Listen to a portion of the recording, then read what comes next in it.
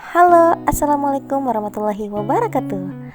Nah, pada materi kali ini kita akan membahas tentang keunggulan dan keterbatasan antar ruang serta peran pelaku ekonomi dalam suatu perekonomian. Yuk, simak materinya.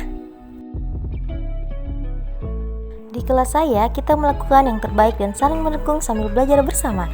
Silakan siapkan buku catatan kalian ya. Ada yang masih ingat interaksi antar ruang di kelas 7?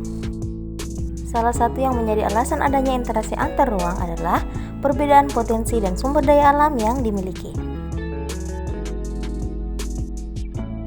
Indonesia merupakan negara yang kaya akan sumber daya alamnya. Keanekaragaman sumber daya alam di tiap-tiap daerah Indonesia sudah terkenal sejak lama. Ada yang menghasilkan kelapa sawit dan ada pula yang menghasilkan emas. Hal ini akan menimbulkan terjadinya permintaan dan penawaran akan suatu barang tertentu tergantung pada kebutuhan masing-masing daerahnya. Perbedaan potensi daerah inilah yang mengakibatkan adanya permintaan dan penawaran yang akhirnya menimbulkan aktivitas perdagangan. Setiap daerah memiliki keunggulan komparatifnya sendiri, yang tentunya didukung oleh teknologi. Sebagai contoh, Lampung mampu memproduksi kopi secara efisien dan murah. Begitupun Jawa Barat mampu memproduksi beras secara efisien dan murah dan akan saling menguntungkan bila bertukar beras dan kopi. Nah, kegiatan pertukaran barang ini menyebabkan interaksi antar ruang perdagangan dan terjalinnya kerjasama. Aktivitas perdagangan akan terjadi jika ada produk yang diperdagangkan.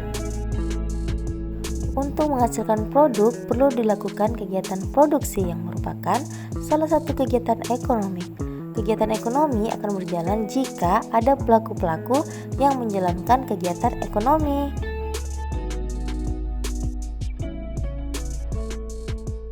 Nah, ada yang sudah tahu pengertian dari pelaku ekonomi?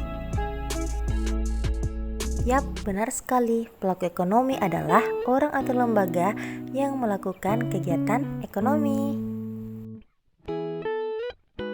Nah, kalian pasti sudah sering melihat petani yang sedang membajak sawah dan menanam padi. Padi yang telah menjadi beras kemudian dijual ke agen beras. Nah, dari agen inilah para ibu rumah tangga bisa membeli beras untuk memenuhi kebutuhan hidup sehari-hari. Kesemuanya ini disebut dengan pelaku ekonomi. Pelaku ekonomi sendiri terdiri dari 1. Rumah tangga keluarga atau konsumen, rumah tangga perusahaan atau produsen, rumah tangga pemerintah, dan terakhir rumah tangga luar negeri. Rumah tangga keluarga atau konsumen merupakan kelompok masyarakat yang melakukan kegiatan konsumsi barang atau jasa untuk memenuhi kebutuhan hidupnya. Perannya sebagai konsumen dengan cara mengkonsumsi barang dan jasa untuk kebutuhan sehari-hari.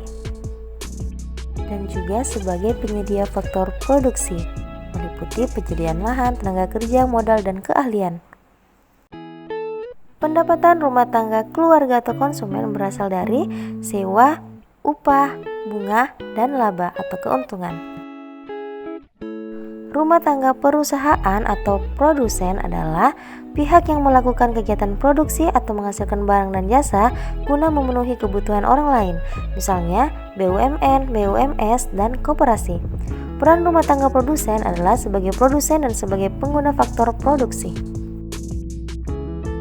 Selanjutnya, rumah tangga pemerintah yang merupakan pihak yang bertugas mengatur, mengendalikan, serta mengadakan kontrol terhadap jalannya roda perekonomian, memiliki peran penting sebagai regulator atau pengatur untuk mensejahterakan masyarakat secara adil dan merata. Misalnya PT Kereta Api Indonesia dan PLN. Mau tahu regulasi apa saja yang dibuat oleh pemerintah? Yang pertama, pemberian subsidi pada perusahaan dalam negeri sehingga mampu bersaing dengan produk luar. Yang kedua, menentukan besarnya pajak. Dan terakhir, kewenangan pemberian izin pendirian usaha.